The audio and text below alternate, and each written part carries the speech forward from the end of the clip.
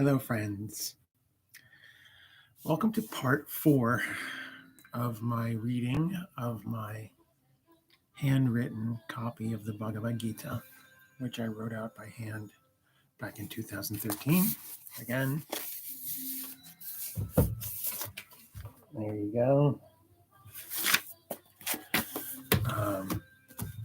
It is Sunday, April the 19th, and I am about 1 month into my furlough from work because of the COVID-19 outbreak. So this is a project that I'm doing partly for myself, but also partly because maybe even if just one person discovers the Bhagavad Gita because I'm doing this, then it will have been worthwhile. So we are at chapter 13, and it is called The Field and the Knower. And I'll just jump right in. Krishna says, the body is called the field, Arjuna. He who knows it is called the knower of the field. This is the knowledge of those who know. I am the knower of the field in everyone, Arjuna. Knowledge of the field and its knower is true knowledge.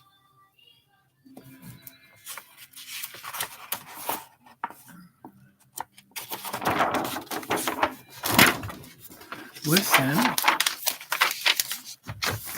and I will explain the nature of the field and how change takes place within it. I will also describe the knower of the field and his power. These truths have been sung by great sages in a variety of ways and expounded in precise arguments concerning Brahman.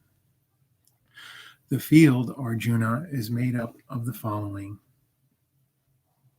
the 5 areas of sense perception, the 5 elements, the 5 sense organs, and the 5 organs of action. The 3 components of the mind, manas, buddhi, and ahankara, and the undifferentiated energy from which all these evolved. In this field arise desire and aversion, pleasure and pain, the body, intelligence, and will. Those who know truly are free of pride and deceit. They are gentle, forgiving, upright, and pure, devoted to their spiritual teacher, filled with inner strength and self-control. Detached from sense objects and self-will, they have learned the painful lesson of separate birth and suffering, old age, disease, and death. Free from selfish attachment, they do not get compulsively entangled even in home and family. They are even-minded through good fortune and bad. Their devotion to me is undivided. Enjoying solitude and not following the crowd, they seek only me. This is true knowledge, to seek the self as the true end of wisdom always. To seek anything else is ignorance. I will tell you of the wisdom that leads to immortality. The beginningless Brahman, which can be called neither being nor non-being. It dwells in all, in every hand and foot and head, in every mouth and ear and eye in the universe. Without senses itself, it shines through the functioning of the senses. Completely independent, it supports all things. Beyond the gunas, it supports their play. It is both near and far, both within and without every creature. It moves and it is unmoving. In its subtlety, it is beyond comprehension. It is indivisible, yet appears divided in separate creatures. Know it to be the creator, the preserver, and the destroyer. Dwelling in every heart, it is beyond darkness. It is called the light of lights, the object and goal of knowledge, and knowledge itself. I have revealed to you the nature of the field and the meaning and object of true knowledge. Those who are devoted in me, knowing these things, are united in me. Know that Prakriti and Purusha are both without beginning, and that from Prakriti comes the gunas and all that changes. Prakriti is the agent, cause, effect of every act. But it is Purusha that seems to experience pleasure and pain.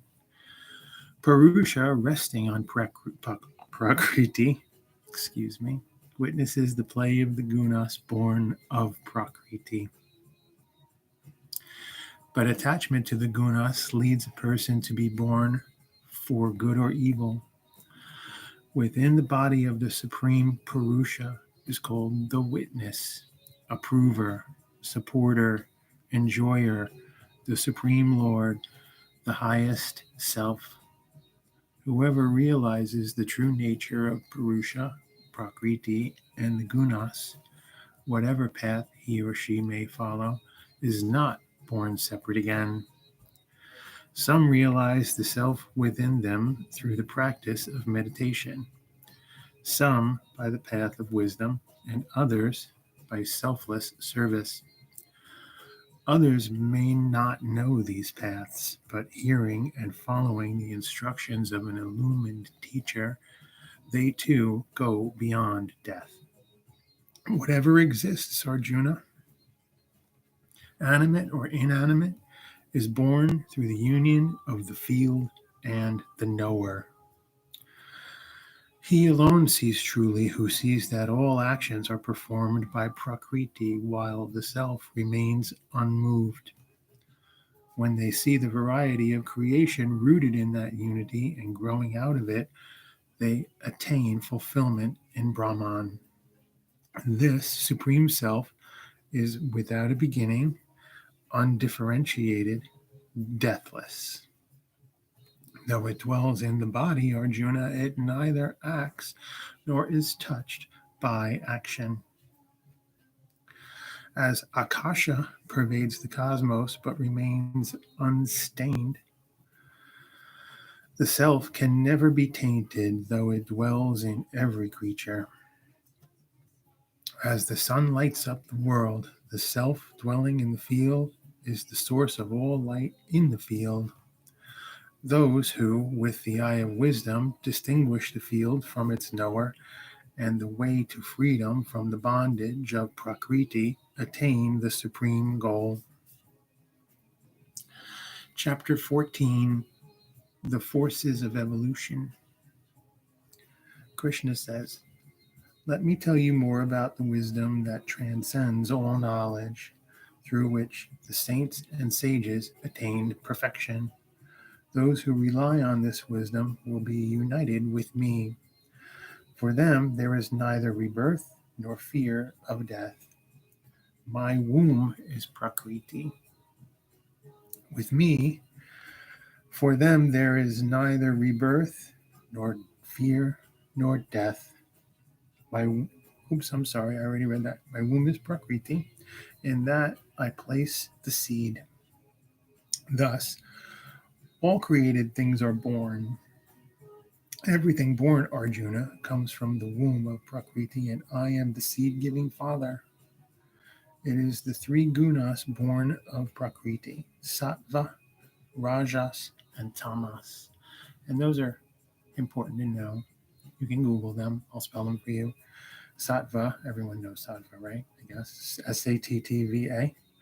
Rajas is R-A-J-A-S. And Tamas, T-A-M-A-S. They bind the immortal self to the body.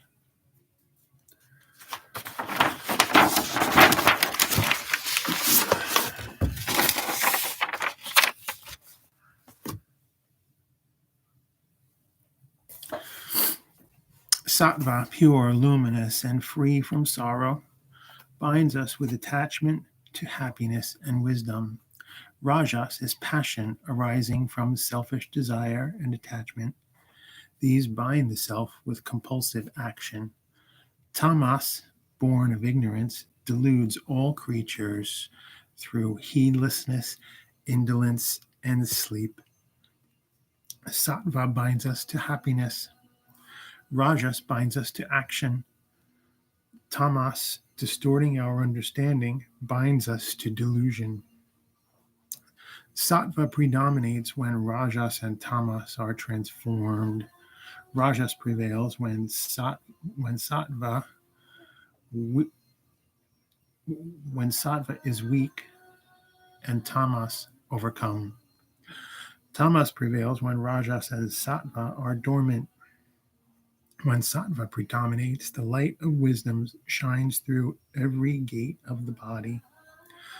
When Rajas predominates, a person runs about pursuing selfish and greedy ends, driven by restlessness and desire. When tamas is dominant, a person lives in darkness, slothful, confused, and easily infatuated. Those dying in a state of sattva attain the pure worlds of the wise. Those dying in rajas are reborn among people driven by work, but those who die in tamas are conceived in the wombs of the ignorant. The fruit of good deeds is pure and sattvic. The fruit of rajas is suffering. The fruit of tamas is ignorance and insensitivity. From sattva comes understanding, from rajas, greed. But the outcome of tamas is confusion, infatuation, and ignorance. Those who live in sattva go upwards.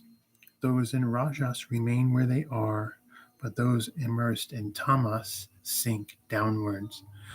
The wise see clearly all action is the work of the gunas. Knowing that which is above the gunas, they enter into union with me.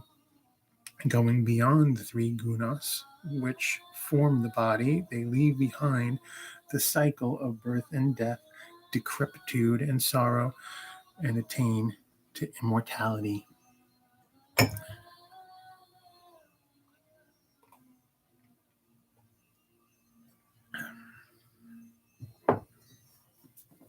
Arjuna says, what are the characteristics of those who have gone beyond the gunas, O Lord? How do they act? How have they passed beyond the gunas' hold? Krishna says, they are unmoved by the harmony of sattva, the activity of rajas, or the delusion of tamas. They feel no aversion when these forces are active, nor do they crave for them when these forces subside. They remain impartial, undisturbed by the actions of the gunas. Knowing that it is the gunas which act, they abide within themselves and do not vacillate.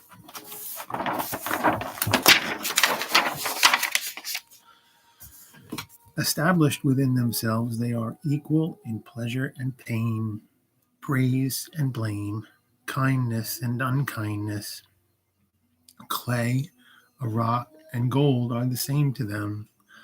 Alike in honor and dishonor, alike to friend and foe, they have given up every selfish pursuit. Such are those who have gone beyond the gunas. But serving me with steadfast love, a man or woman goes beyond the gunas. Such a one is fit for union with Brahman. For I am the support of Brahman, the eternal, the unchanging, the deathless, the everlasting Dharma, the source of all joy. Chapter 15, the Supreme Self. Krishna says, sages speak of the immutable Ashvata, the immutable Ashvata tree with its taproot above and its branches below. On this tree grows the scriptures. Seeing their source, one knows their essence. Nourished by the gunas, the limbs of this tree spread above and below. Sense objects grow on the limbs as buds. The roots hanging down bind us to action in this world. The true form of this tree, its essence, beginning and end, is not perceived on this earth. Cut down this strong-rooted tree with the sharp axe of detachment, then find the path which does not come back again. Seek that, the first cause from which the universe came long ago. Not deluded by pride, free from selfish attachment and selfish desire, beyond the duality of pleasure and pain, ever aware of the self, the wise go forward to that eternal goal. Neither the sun nor the moon nor fire can add to that light. This is my supreme abode, and those who enter there do not return to separate existence. An eternal part of me enters into the world, assuming the powers of action and perception and mind made of Prakriti. When the divine self enters and leaves the body, it takes these along as the wind carries a scent from place to place. Using the mind, ears, eyes, nose, and the senses of taste and touch, the self enjoys sense objects. The deluded do not see the self when it leaves the body or when it dwells within it. They do not see the self enjoying sense objects or acting through the gunas. But they who have the eye of wisdom see.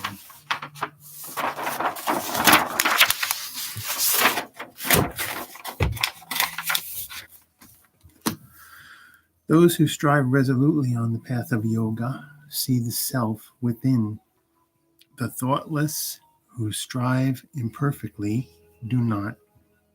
The brightness of the sun, which lights up the world, the brightness of the moon and of fire, these are my glory. With a drop of my energy, I enter the earth and support all creatures. Through the moon, the vessel of life-giving fluid, I nourish all plants. I enter breathing creatures and dwell within as life-giving breath. I am the fire in the stomach which digests all food. Entering into every heart, I give the power to remember and understand. It is I, again, who take that power away. All the scriptures lead to me. I am their author and their wisdom. In this world, there are two orders of being: the perishable, separate creature, and the changeless spirit.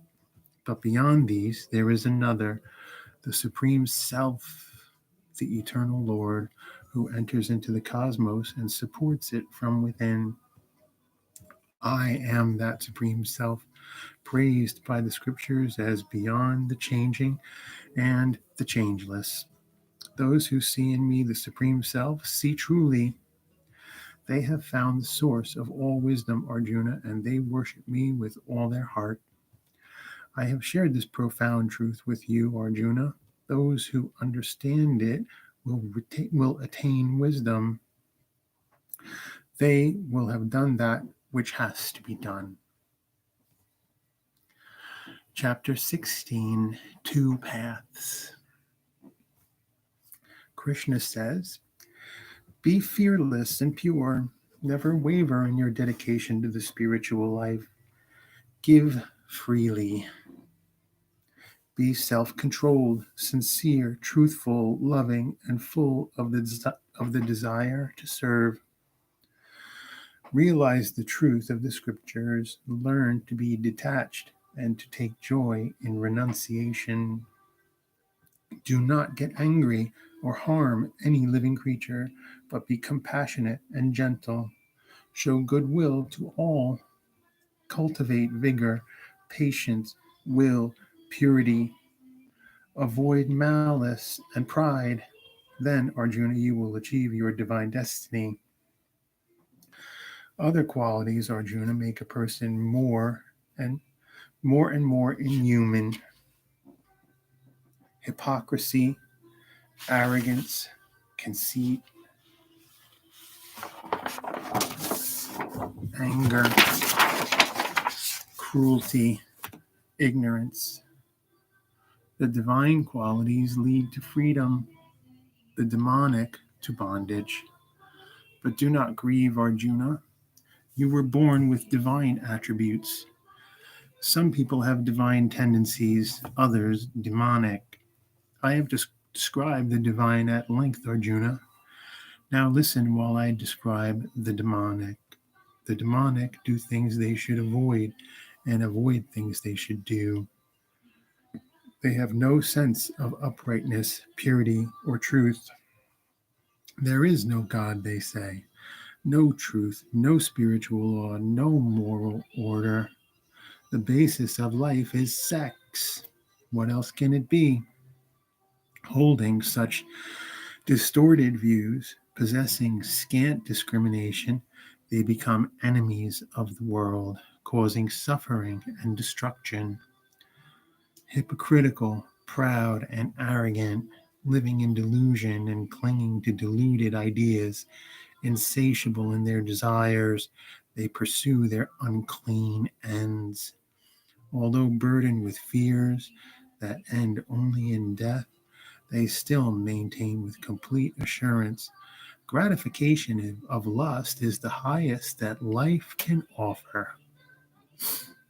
Bound on all sides by scheming and anxiety, driven by anger and greed, they amass by any means they can a hoard of money for the satisfaction of their cravings. I got this today, they say. Tomorrow I shall get that. This wealth is mine, and that will be mine too.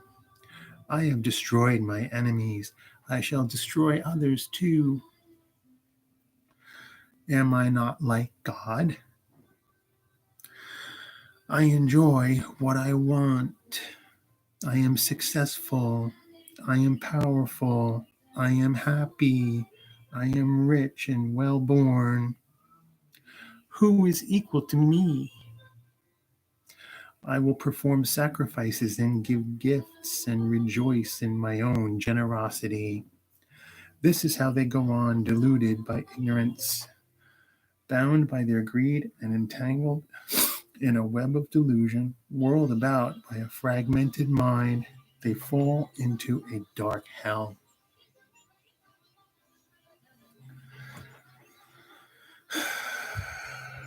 Self-important, obstinate, swept away by the pride of wealth, they ostentatiously perform sacrifices without any regard for their purpose. Egotistical, violent, arrogant, lustful, angry, envious of everyone, they abuse my presence within their own bodies and in the bodies of others. Life after life, I cast those who are malicious, hateful, cruel, and degraded into the wombs of those with similar demonic natures. Birth after birth, they find themselves with demonic tendencies. Degraded in this way, Arjuna, they fail to reach me and fall lower still. There are 3 gates to this self-destructive hell: lust, anger, and greed.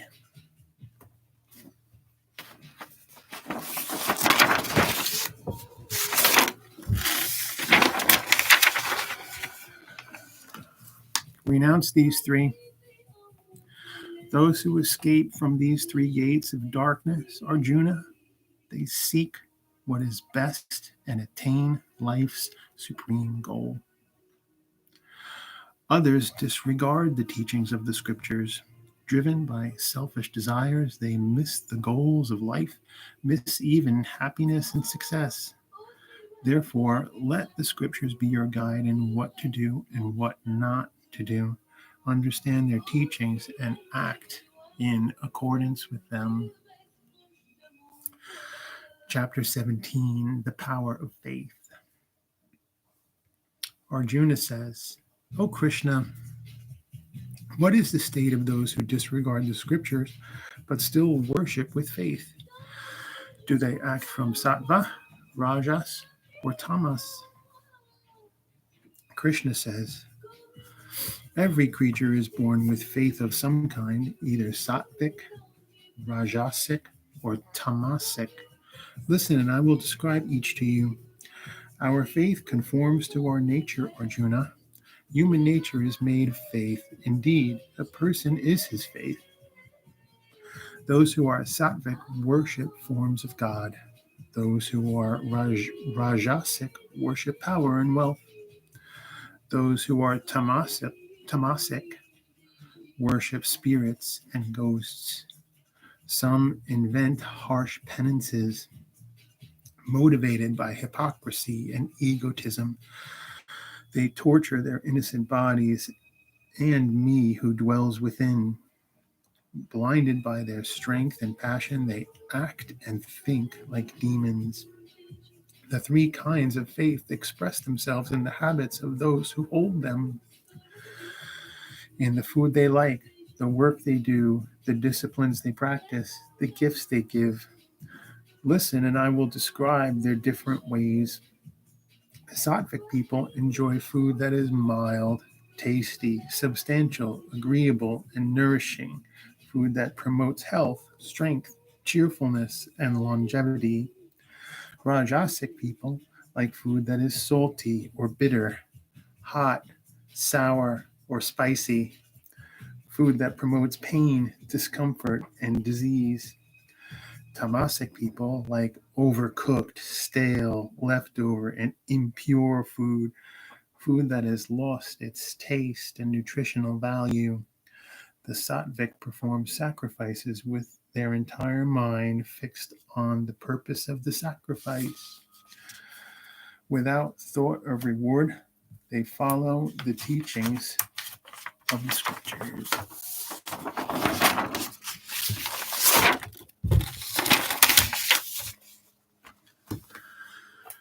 The Rajasic perform sacrifices for the sake of show and the good it will bring them. The Tamasic perform sacrifices ignoring both the letter and the spirit. They omit the proper prayers, the proper offerings, the proper food, and the proper faith. To offer service to the gods, to the good, to the wise, and to your teacher, purity, honesty, continence, and nonviolence, these are the disciplines of the body.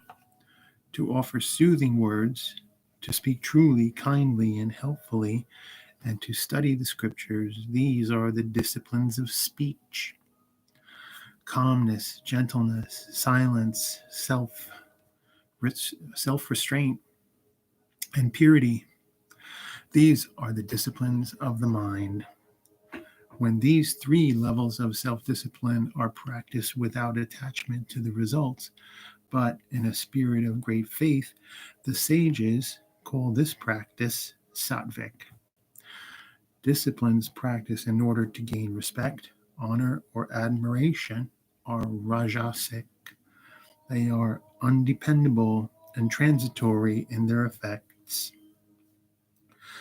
Disciplines practiced to gain power over others, or in the confused belief that to torture oneself is spiritual, are tamasic. Giving simply because it is right to give, without thought of return, at a proper time, in proper circumstances, and to a worthy person, is sattvic giving.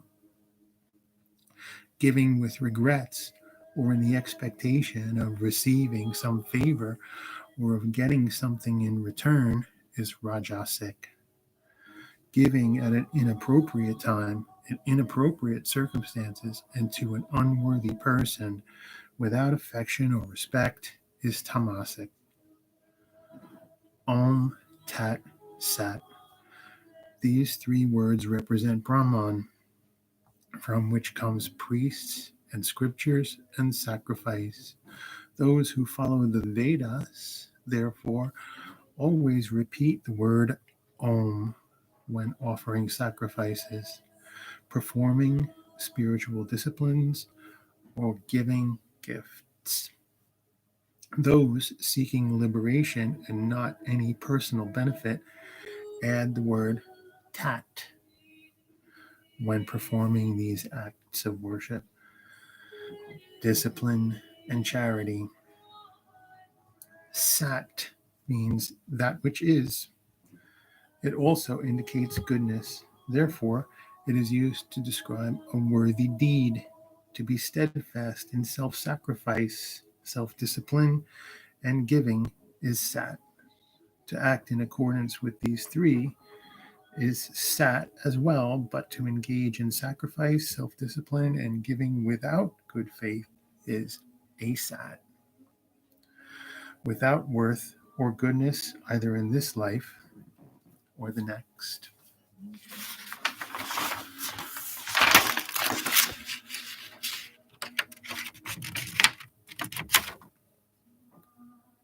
Chapter 8, Freedom and Renunciation.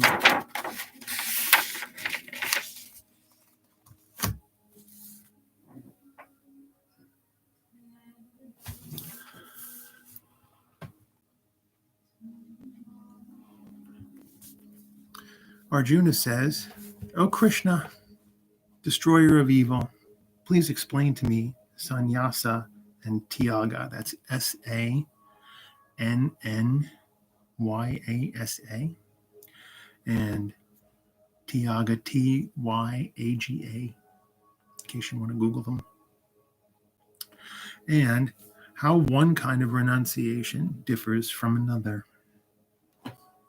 Krishna says, to refrain from selfish acts is one kind of renunciation called sannyasa. To renounce the fruit of action is another called tyaga. Among the wise, some say that all action should be renounced as evil. Others say that certain kinds of action, self-sacrifice, giving, and self-discipline, should be continued. Listen, Arjuna, and I will explain three kinds of tyaga and my conclusions concerning them. Self-sacrifice, giving, and self-discipline should not be renounced, for they purify the thoughtful. Yet, even these, Arjuna, should be performed without desire for selfish rewards. This is essential. To renounce one's responsibilities is not fitting. The wise call such deluded renunciation tamasic. To avoid action from fear of difficulty or physical discomfort is rajasic. There is no reward in such renunciation, but to fulfill your responsibilities knowing that they are obligatory while at the same time desiring nothing for yourself, this is sattvic renunciation. Those endowed with sattva clearly understand the meaning of renunciation and do not waver. They are not intimidated by unpleasant work, nor do they seek a job because it is pleasant. As long as one has a body, one cannot renounce action altogether. True renunciation is giving up all desire for personal reward. Those who are attached to personal reward will reap the consequences of their actions. Some pleasant, some unpleasant, some mixed. But those who renounce every desire for personal reward go beyond the reach of karma. Listen, Arjuna, and I will explain the 5 elements necessary for the accomplishment of every action as thought by the wisdom of Sankhya. Sankhya.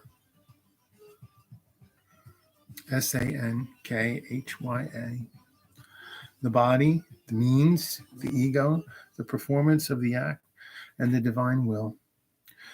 These are the factors in all actions, right or wrong, in thought, word, or deed. Those who do not understand this think of themselves as separate agents. With their crude intellects, they fail to see the truth. The person who is free from ego who has attained purity of heart, though he slays these people, he does not slay and is not bound by his action. Knowledge, the thing to be known, and the knower, these three promote action. The means, the act itself, and the doer. These three are the totality of action. Knowledge, action, and the doer can be described according to the gunas. Listen, and I will explain their distinctions to you. Sattvic knowledge sees the one indestructible being in all beings, the unity underlying the multiplicity of creation. Rajasic knowledge sees all things and creatures as separate and distinct. Tamasic knowledge, lacking any sense of perspective, sees one small part and mistakes it for the whole.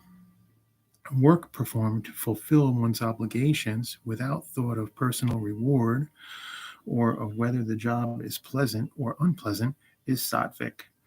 Work prompted by selfish desire or self-will, full of stress, is rajasic. Work that is undertaken blindly without any consideration of the consequences, waste, injury to others, or one's own capabilities is tamasic. A sattvic worker is free from egotism and selfish attachments, full of enthusiasm and fortitude in success and failure alike.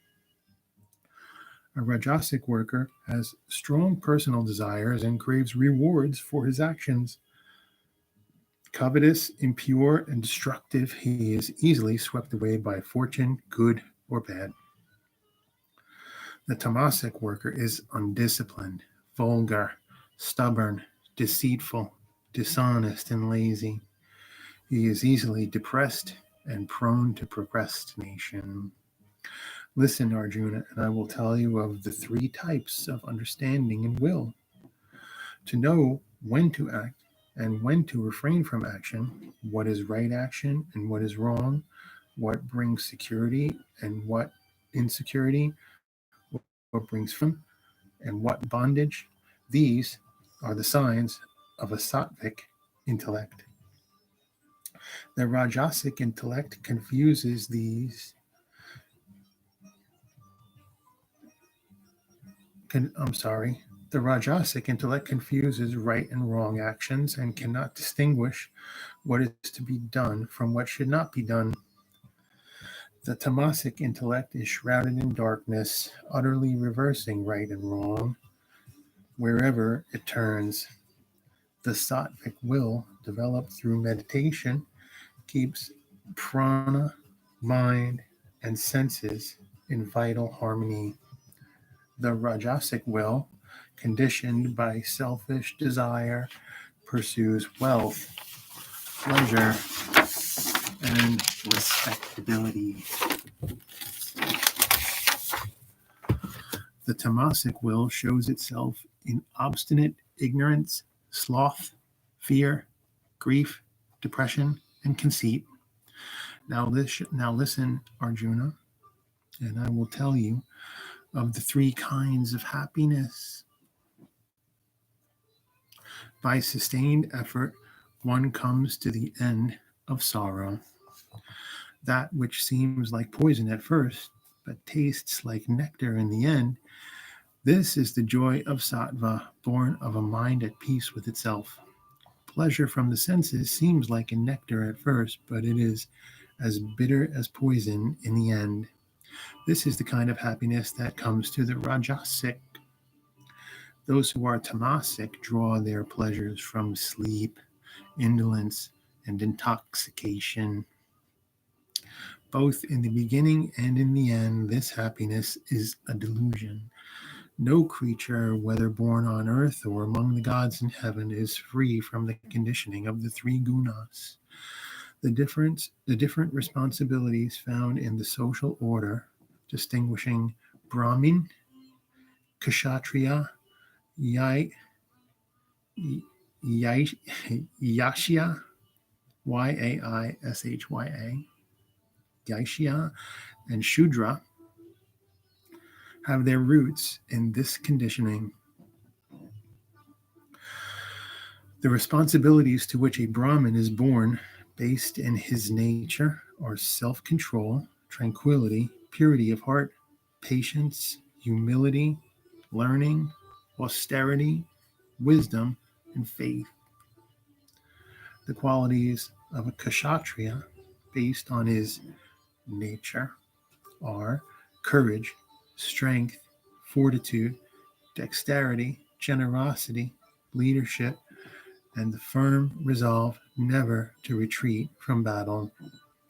The occupations suitable for a Vaishya are agriculture, dairying and trade. The proper work of a Shudra is service. By devotion to one's own particular duty, everyone can attain perfection. Let me tell you how.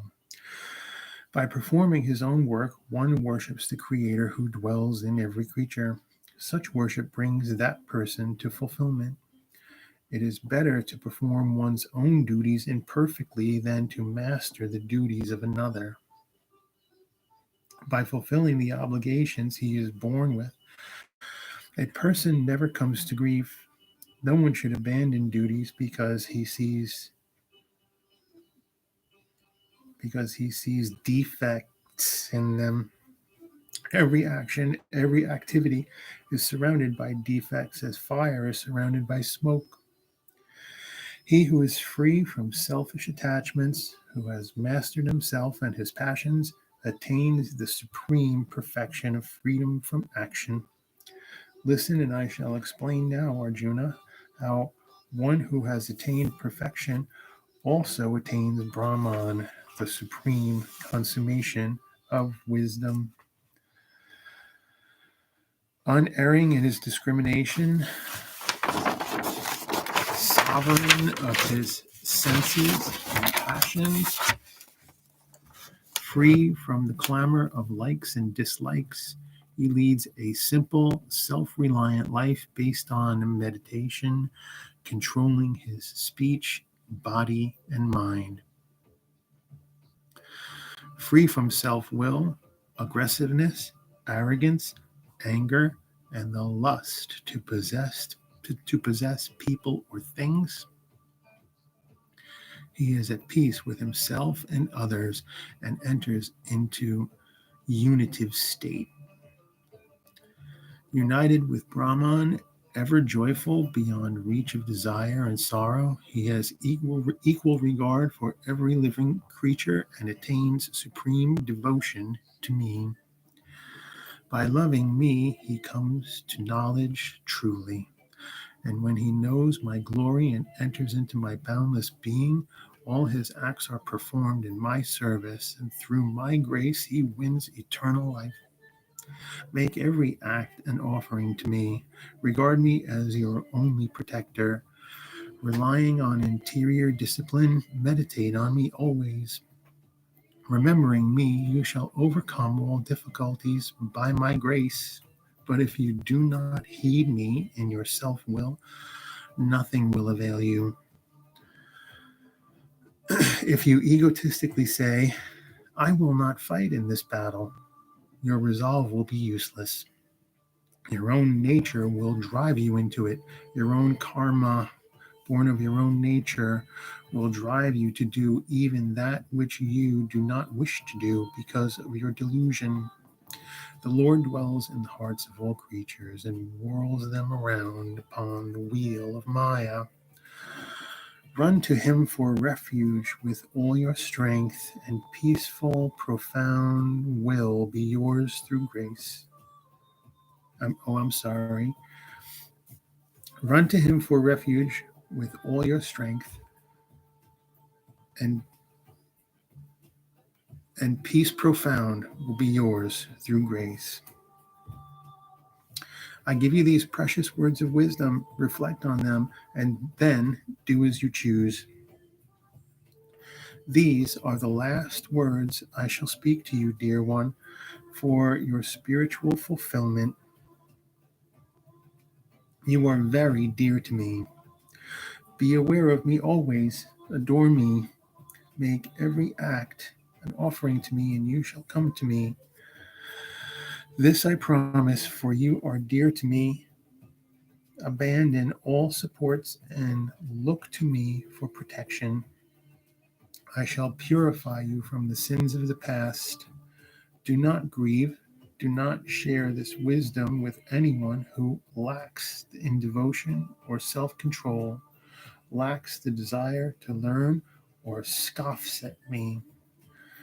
Those who teach this supreme mystery of the Gita to all who love me perform the greatest act of love. They will come to me without doubt. No one can render me more devoted service. No one on earth can be more dear to me. Those who meditate on these holy words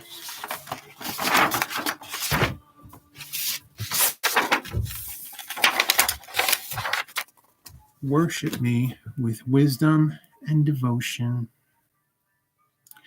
Even those who listen to them with faith, free from doubts, will find a happier world where good people dwell. Have you listened with attention? Are you now free from your doubts and confusion? Arjuna says, "You have dispelled my doubts and delusions, and I understand through your grace. My faith is firm now, and I will do your will." Sanjaya, the narrator, in closing, says, "This is the dialogue I heard between Krishna, the son of Vasudeva, and Arjuna, the great-hearted son of Pritha. The wonder of it makes my hair stand on end. Through Vyasa's grace, I have heard the supreme secret of spiritual union directly from the Lord of Yoga, Krishna himself. Whenever I remember these wonderful holy words between Krishna and Arjuna, I am filled with joy. And when I remember the breathtaking form of Krishna, I am filled with wonder and my joy overflows. Wherever the divine Krishna and the mighty Arjuna are, there will be prosperity, victory, happiness, and sound judgment. Of this, I am sure. The end. Be well.